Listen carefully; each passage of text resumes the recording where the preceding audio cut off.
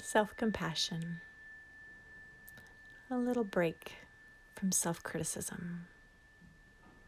In the next few moments, I'm going to guide you through an exercise called the self-compassion break, developed by Dr. Kristen Neff, a pioneering researcher in self-compassion.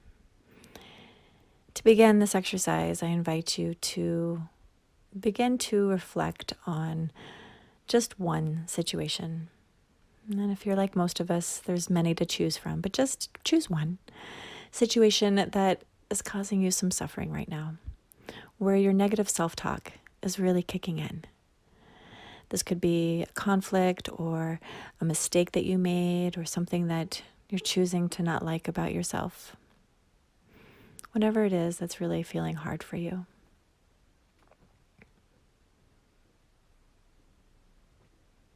As you're remembering this or recalling this, you don't need to go into all the feelings and be overwhelmed by them, but do think about how it feels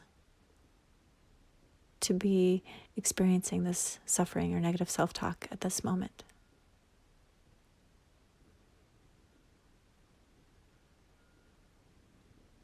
And once you have it, again, just choose one. We're going to walk through 3 steps.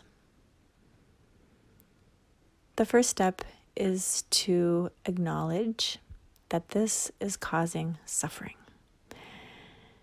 By doing this, you're bringing mindfulness or awareness to the situation.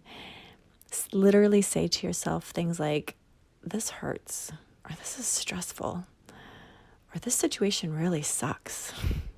Whatever it is, acknowledge it as being hard and suffering. The next thing I invite you to do is say to yourself, suffering is a part of life. What I'm experiencing is actually a common experience of humanity.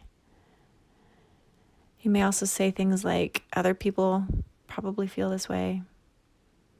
I'm not alone.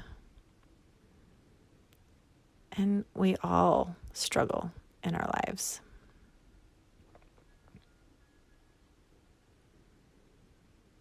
The third step is to say to yourself, what do I need to hear right now to express kindness to myself?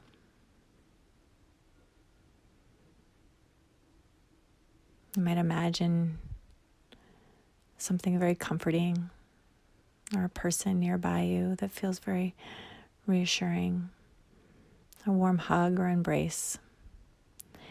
And say to yourself, I give myself the compassion that I need. I forgive myself. I'm learning to accept myself just as I am. Imagine yourself sitting next to yourself, as if a good friend were sitting there, ready to talk to you and receive you just as you are, with all the loving compassion that you deserve.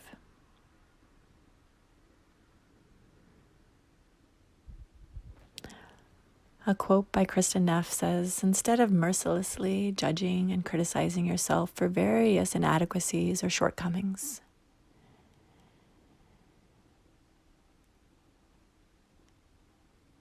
self-compassion means you are kind and understanding when confronted with personal failings. After all, whoever said you were supposed to be perfect?